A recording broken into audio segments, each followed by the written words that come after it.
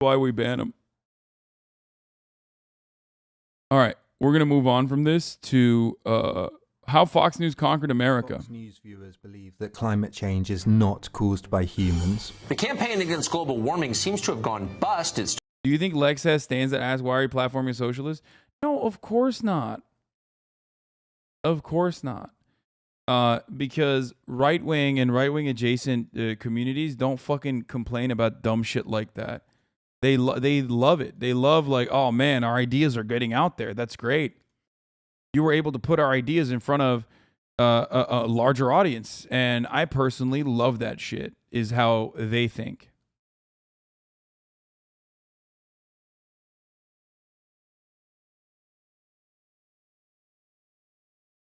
You know?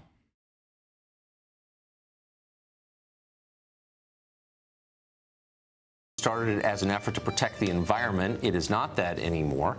A 2014 study found that 72% of references to climate change on Fox News in 2013 were misleading.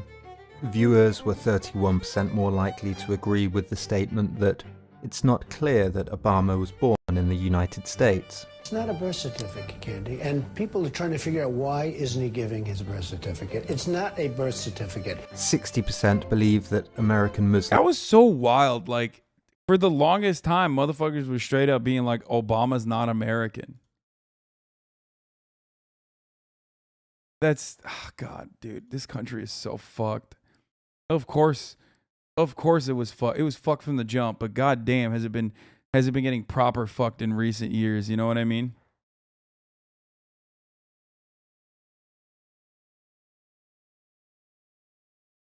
Muslims are not an important part of the US religious community. There's a lot of trash talking going on between President Obama and presumptive presidential nominee Donald Trump over Muslims and what they do or don't believe. And 68% believe that the values of Islam are at odds with American values. Fox News, the most popular news channel. I love that take. The values of Islam are at odds with American values is such a funny one. Because obviously, one, Islam does not have like a monolithic value structure any more than any other organized religion. There's obviously billions of people who practice it in dramatically different ways. Okay? But also, even the like reactionary understanding of what Islamic values are, right? A religious theocracy that oppresses women and oppresses like gay people is unironically the most like core American fucking value. If Islam as a unified value was exactly the way that reactionaries, pointed to it, Americans want it. They just want white people to do it. Okay? That's the only value. It's just when you think of Islam, you don't think of white people. You think of fucking brown people. That's the only difference. In America, with imitators popping up across the globe, has indisputably changed the news media landscape. Some have even argued it's now part of the Republican Party machinery. It was designed. Others say it's the other way around. No, it was designed to lead the Former Republican Bush Party. It was created by a David Republican Frum operative. said that Republicans originally thought that Fox worked for us, and now we're discovering we work for Fox.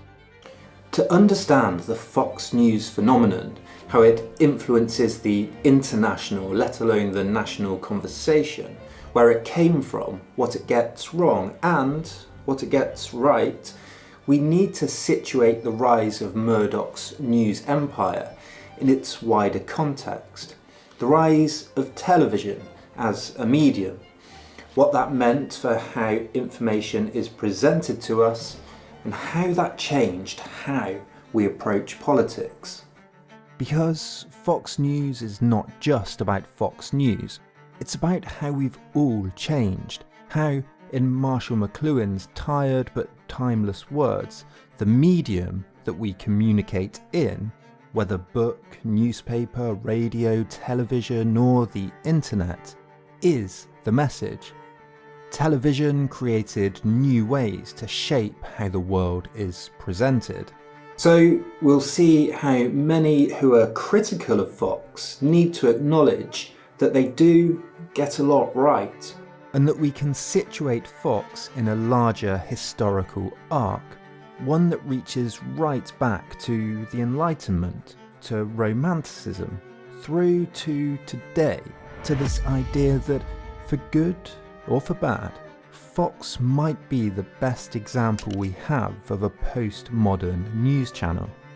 Of course, the O'Reillys and the Hannitys and the Carlsons of the world and this guy have always been around. But it takes a particular historical, philosophical, political and regulatory shape for them to fit through, for the tropes, the motifs and the elements that they employ in their delivery to be accepted and aired in the first place.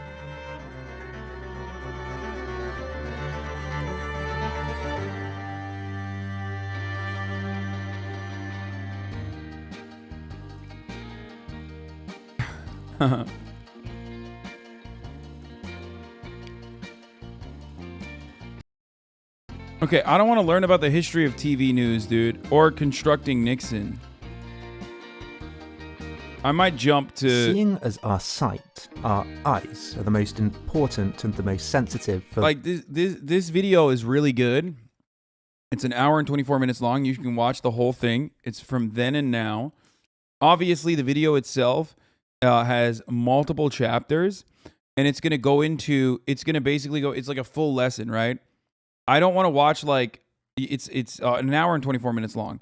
So I want to watch through, I want to skip through some of the parts, like, because he's literally just like, in order to construct the narrative, he is basically going back to the basics, right? I mean, he's talking about fucking like how light attracts your eyes and shit, right? You don't have to talk about how like the universe was created in the Big Bang Theory in order to describe this.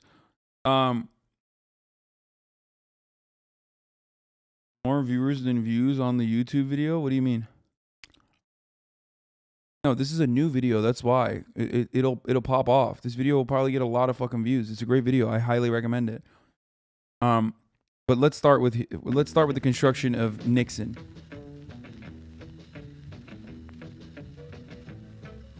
Fox News, when it was launched on October the 7th, 1996, was the brainchild of one man, Roger Ailes.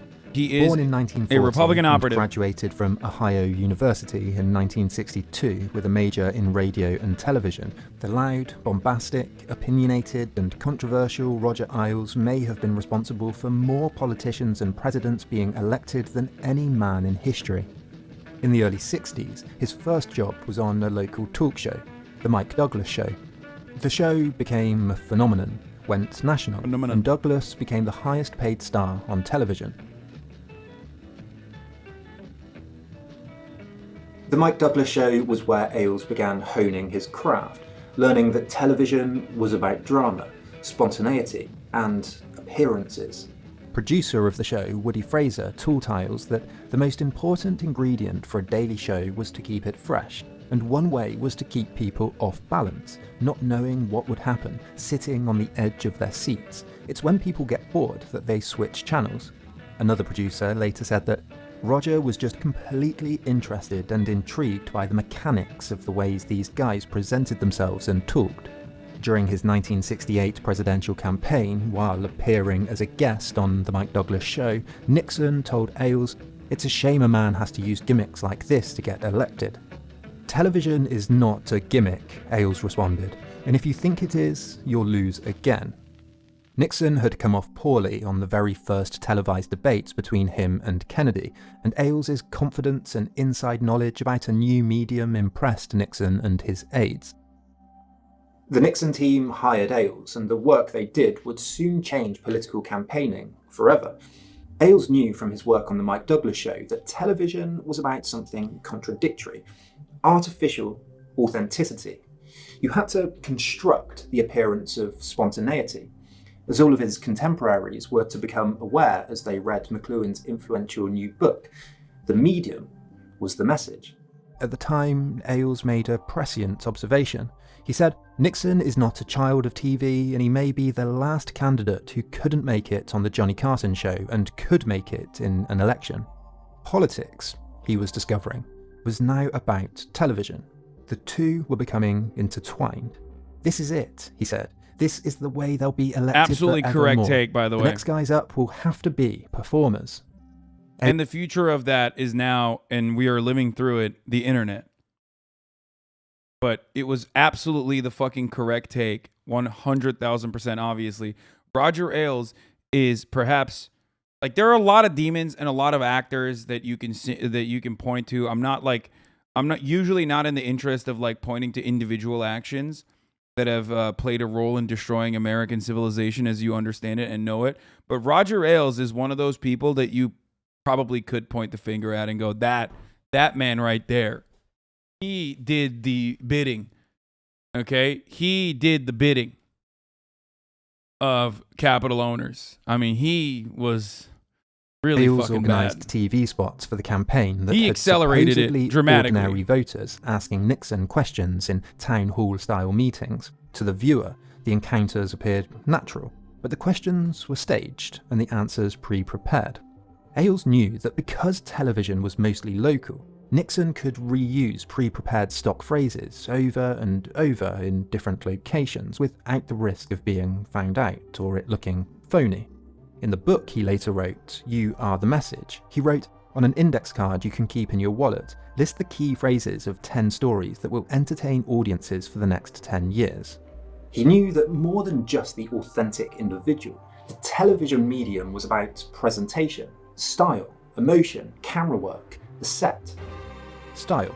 Ailes more or less invented the idea of the soundbite. He wrote, television is a hit and run medium. The general public is just not sophisticated enough to wade through answers. Therefore, at least some of Mr. Nixon's answers should end with a specific graphic, a succinct, memorable comment. He said Nixon should use descriptive, visual phrases. Emotion. He knew television was about moments, usually dramatic, spontaneous, and unpredictable moments, even if you had to plan the spontaneous moments. He collaborated on the Nixon campaign with speechwriter and Nixon aide Raymond Price, who introduced him to the idea that politics is similar to TV. He said, politics is much more emotional than it is rational, and this is particularly true of presidential politics. Camera work. Ailes was impressed with Leni Riefenstahl's grind. Politics is only much more emotional than it is rational because we do not have a vehicle of change. There is no mechanism for change. People do not feel that like they have any semblance of power to enact change. They understand that the structures are oppressive. They don't even recognize why they're oppressive. They think the villains are the people that television tells them to vilify. And that is precisely the reason why you can get away with this kind of fucking garbage on television. That is a byproduct of the capitalist organization of society. Okay? Groundbreaking Nazi propaganda piece, The Triumph of the Will, as many in film and television were at the time. The film was full of shots and camera angles and set pieces and dialogue, all focused on curating the image of the Fuhrer. Mike Douglas producer Kenny We've talked about the aesthetics of fascism a lot, but fascists understand this really well. That is the reason why they have Hugo Boss suits. You know what I mean? Like they've always cared about aesthetics a lot and have done a very good job of presenting themselves a certain way. Johnson recalled that he and Ailes would talk about the psychological power of camera placement. He said, there's so many subtle things you see in propaganda. If you put the camera below the subject's eye height, it's the hero shot. It gives him dominance, for example. Set. When on set with Nixon in Chicago, Ailes complained that those stupid bastards on the set designing crew put turquoise curtains in the background. He had them removed and replaced with wooden panels that had, quote, clean, solid, masculine lines. He wanted the subliminal feeling of Nixon being the hero at battle in an arena. He wrote, even if a viewer is not in favour of Richard Nixon, by 15 minutes into the programme, he almost subconsciously begins to root for him. And Nixon tended to sweat a lot, so they had the air conditioning turned right up to counter the studio lighting and made sure that they used the right makeup.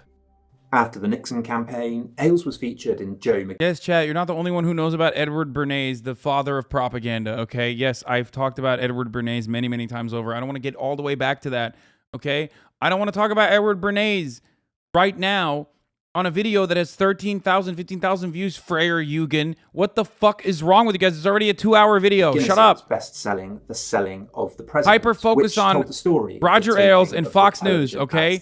God damn, on. Chad always want to be like, dude, I'm so much smarter than everybody else in this chat. Like, no, everybody knows. One memo from the book read, reason requires a high degree of discipline, of concentration. Impression is easier. Reason pushes the viewer back. Impression can envelope him, invite him Normally in. it works. It revealed that Ailes But was right now, obsessed with your attempt details to like spice up the colour of content is makeup derailing. on Nixon's eyelids, the demographic of the audience in shot, the presence or the absence of something like a frown. Within the Republican Party, Ailes quickly became a superstar. With his reputation growing, he began his own consulting business. Republicans clamoured over him, hoping that they too could be the next Nixon. But Nixon had been teaching Ailes something too. Something that changed the dynamic of American politics. Ailes later remembered that I never had a political thought until they asked me to join the Richard Nixon presidential campaign. The Nixon campaign had run on now familiar populist logic. It was that there were a group of liberal establishment politicians, media moguls, businessmen, executive producers, journalists and anchormen, a cabal of elitist snobs that was out of touch, unaligned with the views of the silent majority of honest, hard-working, decent Americans. The elites were political. That was like the OG. That was the OG, like, hard hat wearing, like, you know, the hard hat wearing real Americans going against the pussy hippies, like in the liberal institutions and liberal elites that wanted to promote moral decay and moral degeneracy. Hippies were going out and fucking in the streets. Meanwhile, the real rugged Americans were hard hat wearing reactionaries, actually. Politically correct Eastern Coast liberals who like to tell the dim-witted how to live, what to do, and what to think. And television had already become a powerful part of that establishment elite. By the 70s, the television networks had become a powerful force in American life. They saw themselves, like journalists and philosophers and authors before them, as being a rational avant-garde, leading the nation into the future. But they were already being seen as elitist and arrogant. They were already beginning to be met with suspicion. In his history of television news, historian Charles Ponce de Leon writes, "They were losing in part because they were seeking to inform through a medium that was poorly suited for rational discourse and the sober, objective analysis of complex issues and events." Ailes turned away from politics for a period. He worked on different television shows and even on Broadway, putting on 2 shows that were met with a lukewarm reception.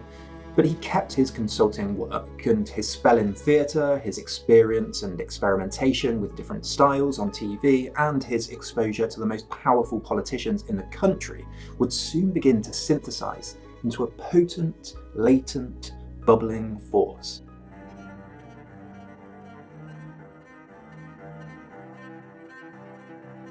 In 1974... Hasan, stop giving chat attention for 5 minutes and the psychos go crazy? Yeah, no, literally. The entire fucking chat is falling apart. Beer business mogul Joseph Coors. Let him spam. I don't care. Proposition. So, you know what? You want to know what the worst part about it is? And I hate to admit this. XQC's like 14-year-old Zoomer fucking audience are better spammers than all the fucking weirdos in here. And that's what's really sad. Because at least when XQC spammers spam, they're spamming alongside the content. When you guys spam, you're spamming for attention. That's like the saddest reality, is that like all these fucking 14-year-old little juicer babies with their baby brains are unironically funnier and spam with respect to what's going on that we're all watching together. Whereas when you spam, you're just spamming like sussy, sussy, sussy. Pay attention to me. Pay attention to me. It's sad. A conservative spam better. News network, TVN. No, if you're gonna spam, there's an art to Fox it. Would later become. Like Nixon, he believed that the left dominated the media and the wider political establishment. He said all 3 networks slant the news with innuendos, accents, the sneers they make. He later said that we got into it because of our strong belief that the network news is slanted to the liberal left side of the spectrum and does not give an objective view to the American public. Former Nixon aide Bruce Hershenson wrote a memo to TVN staff explaining how television could be used to promote conservative viewpoints. It became a model for later imitators. The memo included the concept of pretense balancing, quote, showing all sides of a particular story when in fact the balance is tilted, and the hold frame, holding the camera in a flattering or unflattering position depending on what you wanted to convey. He also encouraged using commentator speculation which would appear to be factual but are actually editorialised, and catchphrases and sex appeal to sell the message, and the simple repetition of stories and opinions. He called repetition the oldest and the most effective propaganda technique. TVN's tagline was the independent news service. Not right-wing, they'd argue, just a balance to the liberal elite bias in the rest of the media. Journalist Stanhope Gold wrote a story about TVN in 1975 entitled Cause Brews the News, which criticised the network and called Ailes, quote, the only man in history to run a national news organisation while owning an entertainment industry consulting firm. They were owning him for fucking shit that made him kind of smart and ahead of the game. The article damaged TVN's reputation from the start, I gotta pee, and I'll the be back. network only ran for 2 years. But while it struggled, TVN did lay the groundwork for what was soon to come. After TVN collapsed, Ailes continued expanding his consultancy business, and by the 1980s he was one of the most successful political consultants in America and probably in history, helping 13 Republican senators and 8 congressmen to win office. And in that time, he continued to hone his attack ad method. In one advert for Republican Mitch McConnell, Ailes attacked McConnell's Kentucky opponent, Walter Huddleston, for being absent from key votes while away giving paid speeches. Ailes said to the team, "This is Kentucky. I see hound dogs on the scent looking for the lost member of Congress." The ad featured a dog trainer and bloodhounds and a voiceover that said, "My job was to find D. Huddleston and get him back to work. Huddleston was skipping votes but making an extra $50,000 giving speeches. Let's go, boys." The ad concluded with the tagline, "Switch to Mitch for Senator." The truth was that Huddleston had been present for 94% of votes, but it didn't matter. Ailes successfully painted him as lazy and greedy. McConnell won, and as McConnell's campaign manager recalled, the ad, quote, taught every Republican campaign school about how to use humour as a deadly weapon. In '84, Ailes was recruited by Reagan, and in '88 he took on George Bush, who, like Nixon, didn't perform well on television. Ailes suggested Bush play the Gary Cooper character, stoic, a slower speaking deep voice. He advised him how to dress, once telling him, "Don't ever wear that shirt again, you look like a f***ing clerk." One Bush campaign ad quickly became the most controversial yet. As governor, Bush's opponent, Michael Dukakis, had signed This is not, I mean, this is the secret recipe that a lot of you are probably already very familiar with. It's called racism, okay? A constant similar to the top of the hour ad break and the way to avoid it, which is, of course, a $5 a month subscription or a free one in the form of a Twitch Prime. But yes, this is a very famous Willie Horton ad that is, now just pretty basic stuff, really. They do it all the fucking time. So, anyway, like I said, Twitch Prime is free as long as you have an Amazon Prime account to your Twitch account, connected to your Twitch account, or if you get lucky and get gifted a sub like Sassy, Joao do Brazil, thank you for the 5 gifted, Pecker Protector, Sohabe, thank you for the 5 gifted, allowing 10 people to avoid the top of the hour ad breaks. You can't avoid racism, though, unfortunately, if you live in America. It is a permanent fixture in American institutions and everyday life. Here's the 1 minute ad break now. Pass that allowed a convicted murderer out of prison for a weekend. While on release, Willie Horton raped a woman and stabbed her boyfriend. The story became a focus of Bush's campaign. Dukakis is soft on criminals, soft on crime. Just remember, we were literally talking about Donald Trump. LESNB, thank you for the 5 gifted. Remember earlier we were literally talking about Donald Trump and how he like hyperfixates on these like individual acts of violence in an effort to draw home like a much larger narrative. That is exactly what this is, and it is basically like the most common form of racial agitprop that Republican Party uses on a daily basis now. Reds, thank you for the 5 get the subs. On the death penalty, they said. The ad caused an outcry that Bush's team was stoking racial tensions, and although he denied it, critics said the ad was textbook Ailes. Ailes had allegedly told a reporter, "The only question is whether we depict Willie Horton with a knife in his hand or without it." Bush was also aggravated. He told Ailes, "I want to get back to the issues and quit talking about him." And Ailes responded that they planned to do so the day after the election. Bush won by a large majority. How much the ad contributed to the win, who knows? But as Gabriel Sherman writes, it was validation that Ailes' brand of divisive politics could win national majorities. Ailes went on to work with politicians and media figures like Rudy Giuliani and Rush Limbaugh. Throughout his consultancy years, he became more convinced that more than anything, politics was war.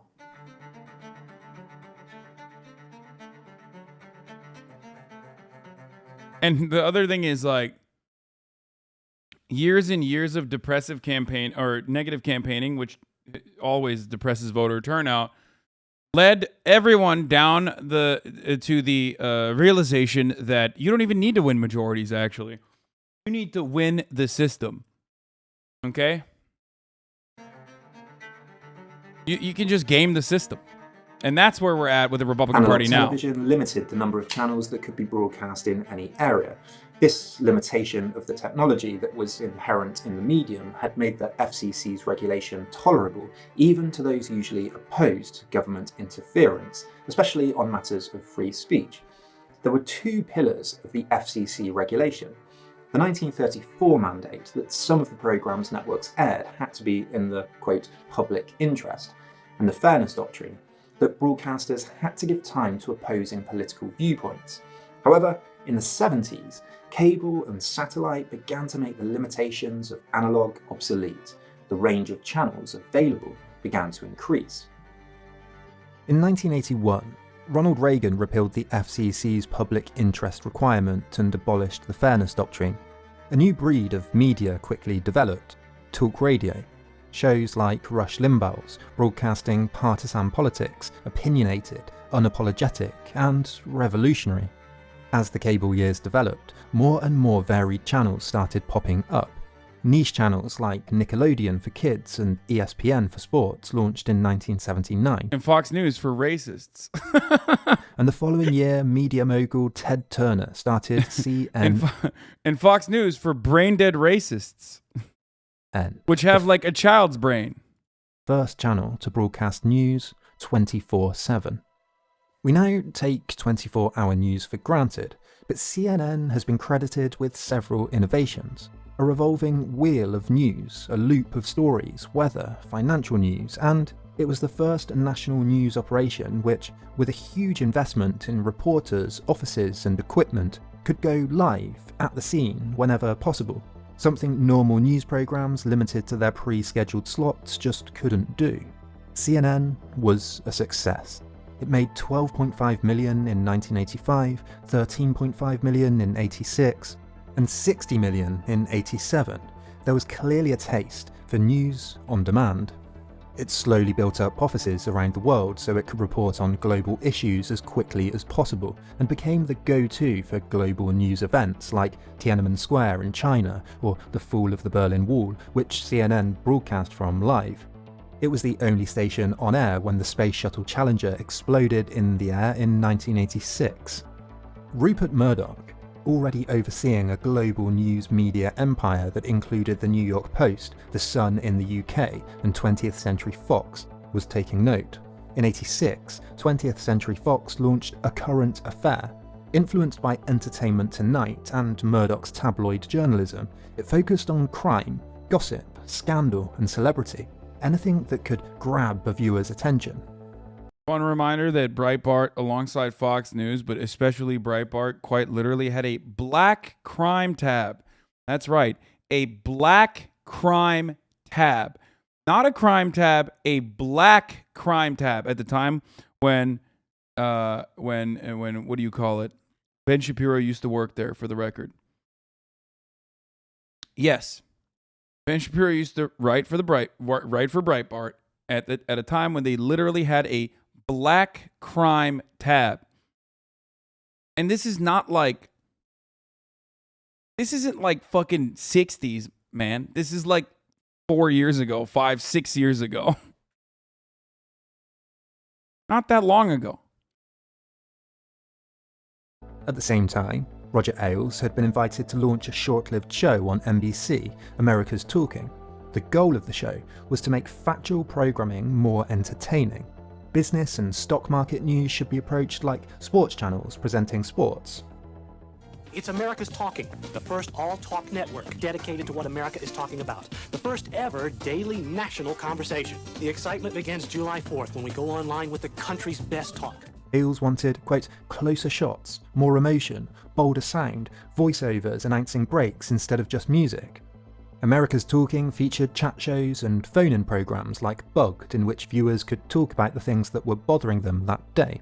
But like TVN before it, America's Talking struggled, and Ailes, who many at NBC were already suspicious and critical of, was pushed out. In the mid-90s, as MSNBC and ABC Cancel culture, brother, once again coming looked at to you. follow in CNN's footsteps and launch 24-hour news channels, Murdoch wanted in, and he knew that Ailes was the man for the job.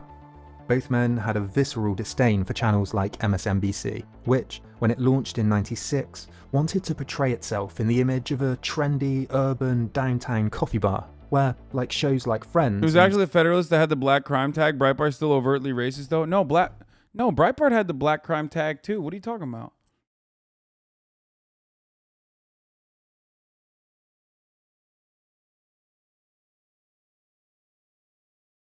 I mean, dude, look at this. Look. African American articles, violent crime articles. I looked up Breitbart black crime tag. Down the Breitbart hole.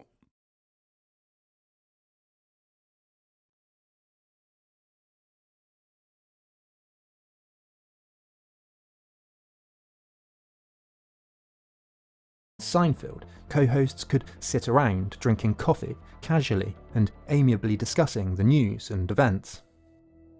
To Murdoch and Ailes, this elitist, sneering, metropolitan image concealed the liberal slant that Jesus, how did they get away with this? What do you mean, dude? America is deeply fucking racist. How did they get away with it? They get away with it now. Tucker Carlson is the most popular news broadcaster in the country. Tucker Carlson, folks. He literally does white nationalist 14 words propaganda every fucking night. Okay? Every night. that turned its nose up at the real retro rural American, and worse, told them what to believe and who to vote for. With the repeal of the fairness doctrine, though, they thought, it was time this changed.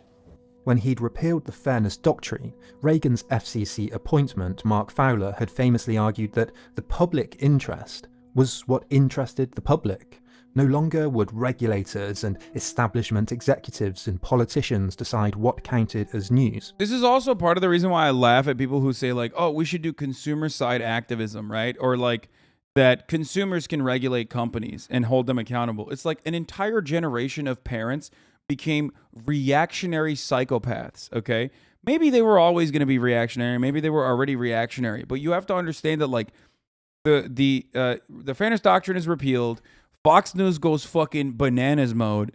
And an entire generation of people, all your fucking parents, your grandparents, became even more racist than they originally were. They were like, oh, finally, someone is able to show us. Yeah, here you go. Breitbart tag, black crime.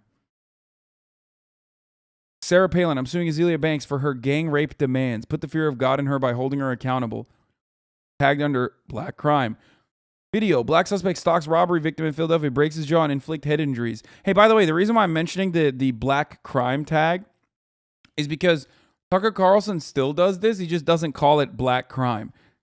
But if you watch Tucker Carlson every night, he always brings up like some random fucking black dude who like beat a store clerk or some shit.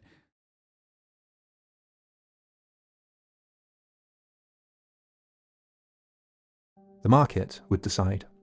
De Leon writes that in previous decades, most well-educated Americans, including many of the corporate elite, would have rejected market populism as a cynical and potentially dangerous excuse to exploit the public's poor taste and most primitive yearnings. In this view, merely satisfying consumer demand without considering what you were selling was unseemly and amoral. But by the 90s, more and more Americans were criticising the establishment as being out of touch with ordinary American life. While at the same time, instead of cultural uplift, networks increasingly relied on chasing ratings and high viewing figures, more drama, cop shows, celebrity and scandal. News anchor Dan Rather said in a speech, "They've got us putting more and more fuzz and wuzz on the air, cop show stuff, so as to compete not with other news programmes but with entertainment programmes, including those posing as news programmes." CNN's commitment to pure news began to suffer in this increasingly sensationalist environment, but an event that would change the face of television forever was just around the corner. In 1994, CNN decided to run back-to-back coverage of a trial, O.J. Simpson's. It became a national phenomenon and led to a 500% increase in CNN's viewership. It was clear. This was the OG. This was the OJ or the OG motherfucking Johnny Depp Amber Heard trial shit. Okay? That's like, I mean, that. If TV was the medium, now the medium is the internet, and the internet literally had its own OJ moment with an entire generation of people's brains broken, okay? Yeah. The new juicer is Johnny Depp, baby. That what people wanted was emotion, drama, everyday lives under the microscope. Dateline, for example. Depp was white people's OJ? Man, OJ was white people's OJ too. What the fuck do you mean? You don't remember the famous saying, "I'm not black, I'm OJ"? Launched in 1992, focused on profiling celebrities or talking about worry-inducing medical stories that might affect you and your life. It seemed like traditional news, textual, prosaic, the recounting of facts, was being challenged by something else. And it was that something else that Murdoch already knew a lot about.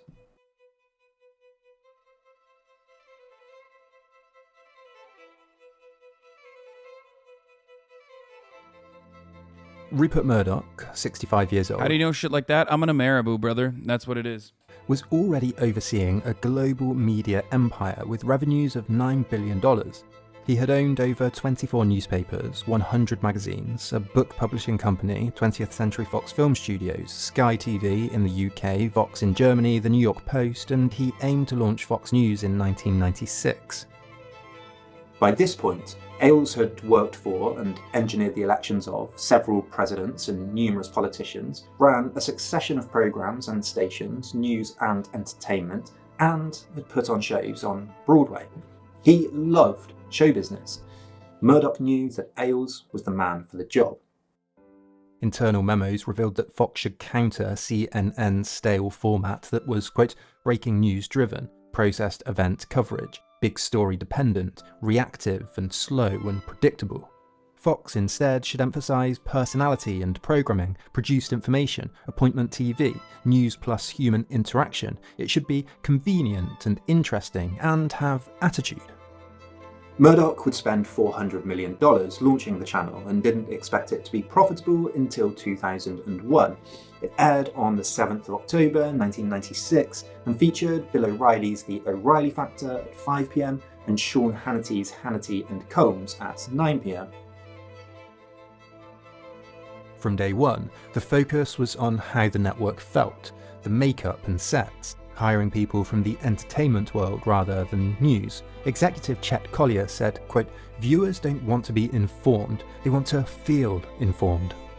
And at news conferences, Ailes made an extraordinary claim that Fox would be fair and balanced. That was his words, fair and balanced. Because the liberal networks used, quote, hot words or code words to present the news with a liberal slant. Instead, Fox News's approach would be neutral.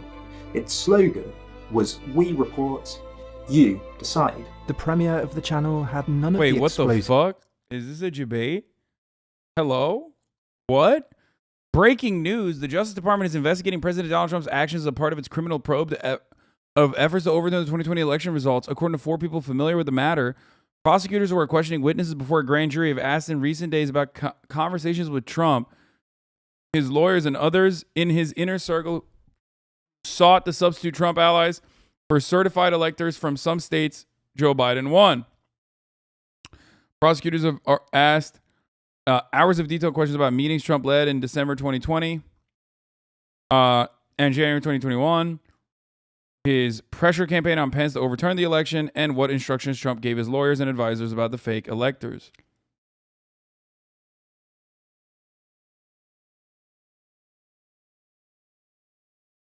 That's interesting. What the fuck? I love Garland now. Yeah, Dark Brandon and Dark Garland, dude. Dark Garland, the return of Garland. Garland 2, Electric Boogaloo. Merrick Garland sends his regards, dude. You see what I'm saying? Like, they were like, you stole that Supreme Court justice seat from me. You stole that fucking SCOTUS seat from me. Trust the plan. Trust the plan. Dark Garland, dude. He's back. We got Pussy, and then we got Pussy 2. We got Garland, and now we got Garland 2. Punish Garland. Long COVID has changed Brandon. I love these like feckless pussy-ass libtards in positions of power, and then like portraying them as these like sexy like beacons of righteous indignation. You know what I mean? Obama did nothing when Bush war crimes back out. Liberals don't do shit in January 6th. Barely anything compared to the war crimes. Dark Merrick. Let's go.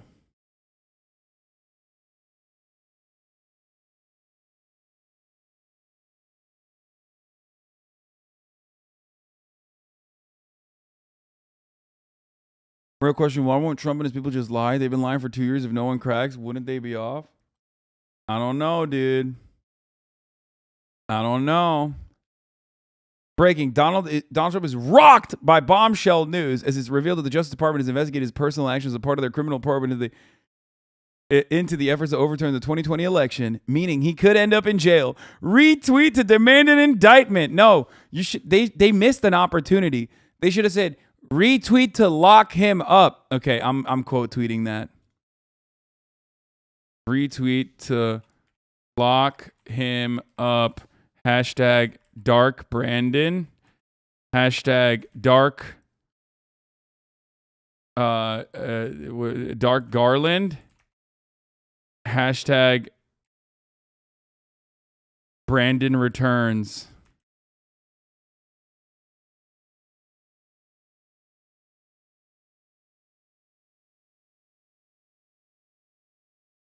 That's it. That's a fire tweet.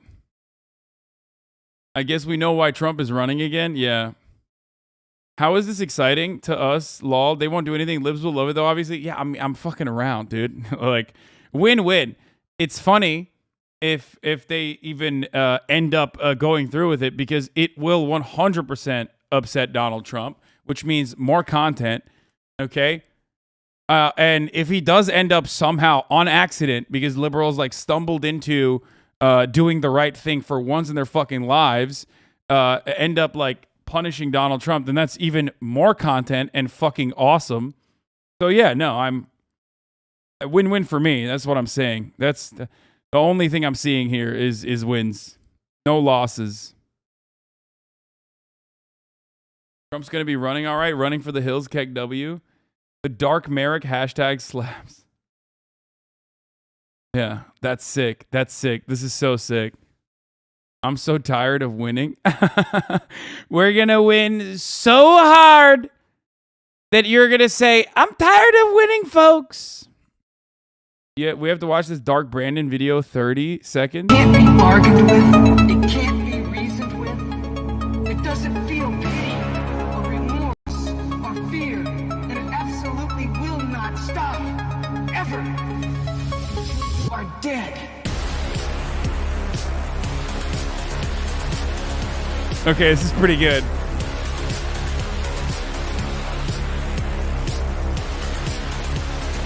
Tie me to a missile and fire it at the suburbs. I am ready. For all those of you who voted for President Trump, there's no way out.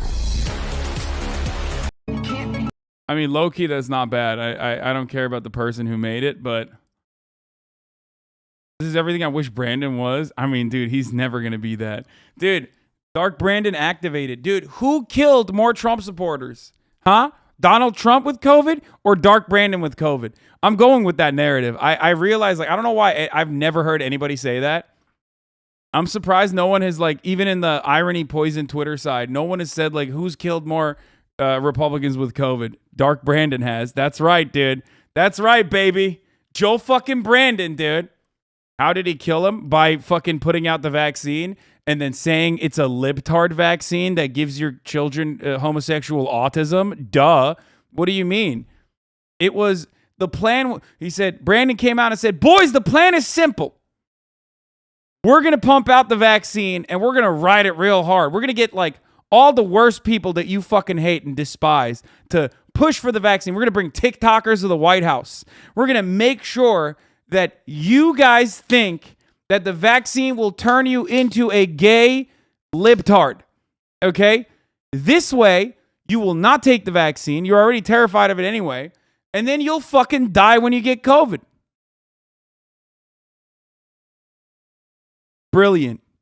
Brilliant 5-head plan, dude. Fucking brilliant. Dark Brandon, once again. I believe in the Joe Macron variant. The dark mind of Brandon.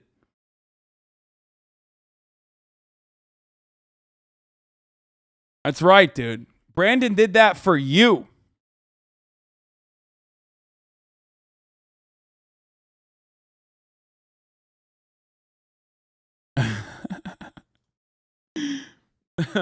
This is when you get bored from the inaction of the Democratic Party, so you just write new lore in your head canon that makes them look cool, even in all of their ineptitude. Hysterics we've come to expect from Fox, but O'Reilly would quickly begin to hone the ingredients that would bring viewers back again and again.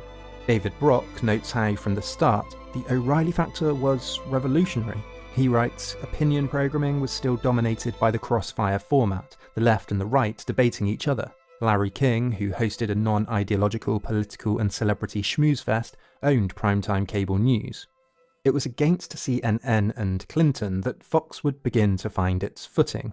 Ailes called CNN the Clinton News Network, and through Clinton's years in office, Fox covered Whitewater, a property development scandal that the Clintons were embroiled in, and the Monica Lewinsky Scandal through the framing that the establishment elites, including CNN, ABC, and MSNBC, were complacent liberals covering for a corrupt and sleazy president. What was new was that Fox managed to weave this into a recurring narrative, an ongoing storyline that viewers could return to night after night. During the Lewinsky story, CNN and MSNBC grew by 40 and 53% respectively. Fox grew by 400%. The O'Reilly factor quickly became Fox News' first success. In a media landscape in which news usually just came and went, O'Reilly returned to single narratives that functioned much like a soap, an ongoing drama, a storyline that viewers had an emotional stake in. Rather than present the facts, O'Reilly editorialized, voiced his opinion, rallied against the elite. The first storyline was simple. Bill Clinton was a liar. From his tabloid empire, Murdoch knew, more than anyone, that sex and scandal sells more than anything. Fox made sure that the Lewinsky story was entertaining. It featured polls like, which of the following do you think better describes Monica Lewinsky? An average girl who was taken advantage of, or a young tramp who went looking for adventure and thrills? What is President Clinton more thankful for this Thanksgiving, still having a wife or still having a job? Passionate argument was valued in presenters above all else. By the way, for the record, like, you know, the Me Too, like, liberals or whatever, like, listen to what James Carville had to say about Monica Lewinsky, okay? Just Google what that fucking rat fuck, unironic lizard person built directly inside of the swamps of the bayou, okay? What that motherfucker had to say when he was working with the Clintons at the time. Oh my lord, dude. Here, let's look at what James Carville had to say about fucking Monica Lewinsky. Was it $2 bill? Is that what it was?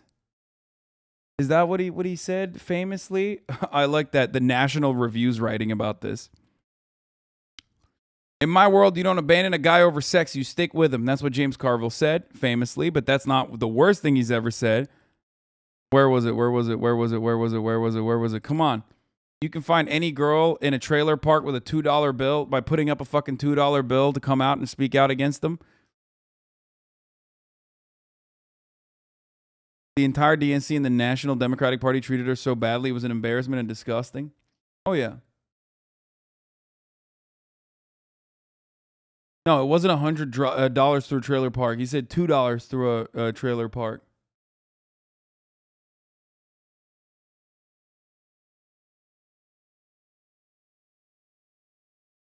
Oh, it was $100. I was wrong. Drag $100 through a trailer park and there's no telling what you'll find. That's what he said. That Bill Clinton could sexually pursue anyone he wanted, whether he wanted, in whatever manner he wanted, without significant consequence. By the time Stickin' was published in early 2000, Carville had already established himself as eager to smear any woman who accused the president of wrongdoing, declaring of Paula Jones in 1997, drag $100 through a trailer park and there's no telling what you'll find. The book performs a neat trick of moral jujitsu, arguing that Carville and other Democrats who defended the president throughout impeachment were true ethical leaders, while those Democrats who were repulsed by Lewinsky Scandal were unprincipled backstabbers. The vote recount in the Bush-Gore election in 2000 also had the ingredients for a partisan nightly drama that viewers could return to.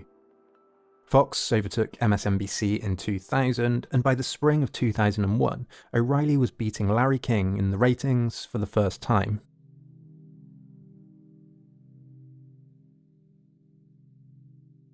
In his influential book, Thinking, Fast and Slow, Daniel Kahneman argues that we have two ways of thinking, fast and slow, System 1 and System 2. Damn, this dude summarized it neatly. System 1 is emotional, quick. It relies on instinct. It grabs attention. It fights or flights. It acts on autopilot and it speeds us up. It cements habits in place to work automatically. The other, System 2, is slower, more thoughtful, more deliberative. It thinks through problems. It's more cautious and rational and reflective. Both are necessary for human survival. Fox News is System 1 news. 20 minutes after the towers were hit on 9/11, Fox unveiled an innovation, the crawl. It updated minute by minute, providing short, catchy soundbites. Day of Terror in the United States. 2 planes crashed into the World Trade Center in New York. WTC towers collapsed. Manhattan is sealed off. All train and bus services halted. Its graphics and text were bold and red. Terrorism hits America, they announced. The emotional coverage combined war and tragedy with patriotism. Presenter John Scott said, "Folks, it just bears repeating. This is a tremendous tragedy, yes, but we are still the most powerful nation on earth. It bears repeating, America is still standing. We are united, we are strong, and we will find out who did this." Next, the Fox logo was changed to include an American flag, and presenters began wearing American flag pins. The flag in the logo was so new that many at the network wondered if it was too crass, if they had already gone too far. Damn, bro. Back when Fox News was like, did we go too far with the American flag? Now it's like, if you don't fuck the flag before you start your show, they kill you. They bring the firing squad.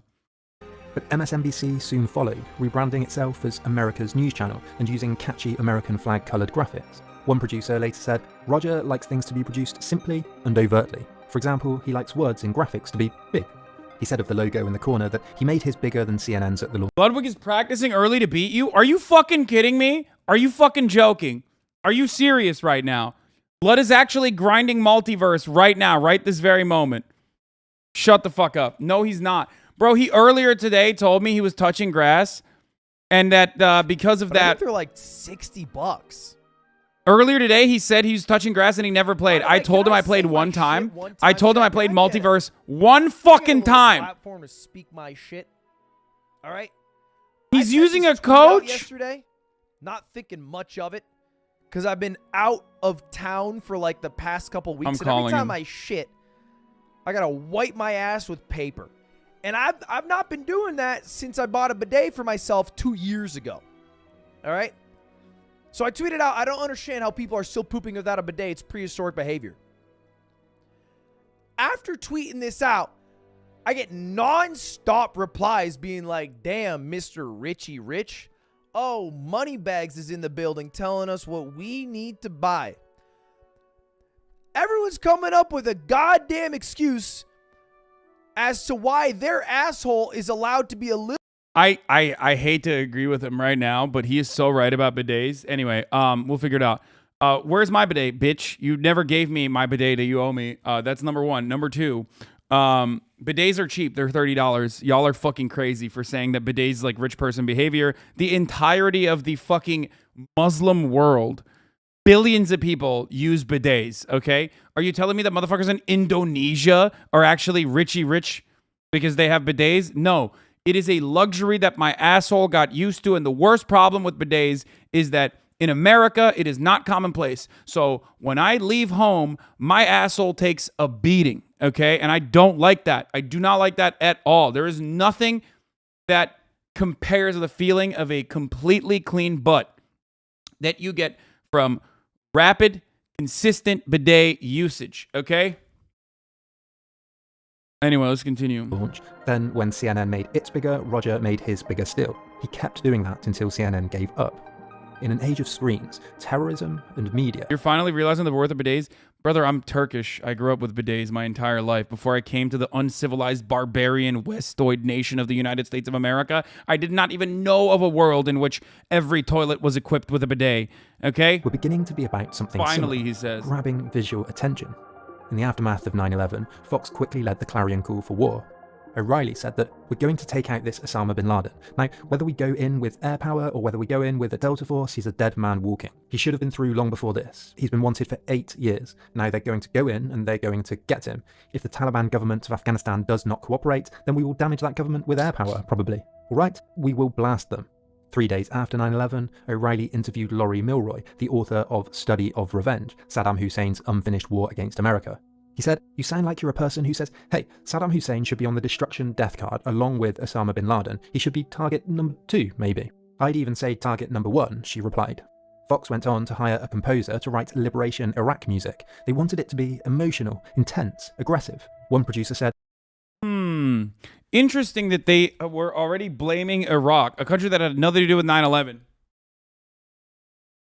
3 days after 9/11, if only like they had, I don't know, if only the Republican strategist created propaganda mouthpiece for the Republican Party had been made aware of the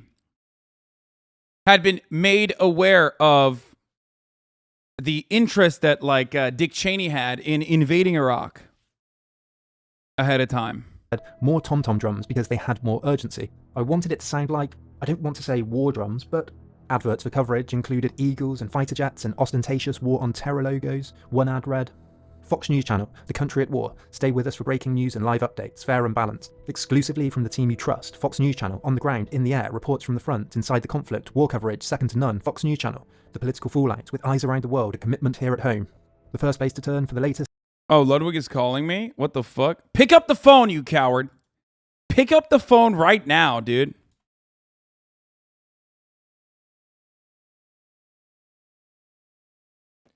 What's up? You're practicing, dude? I'm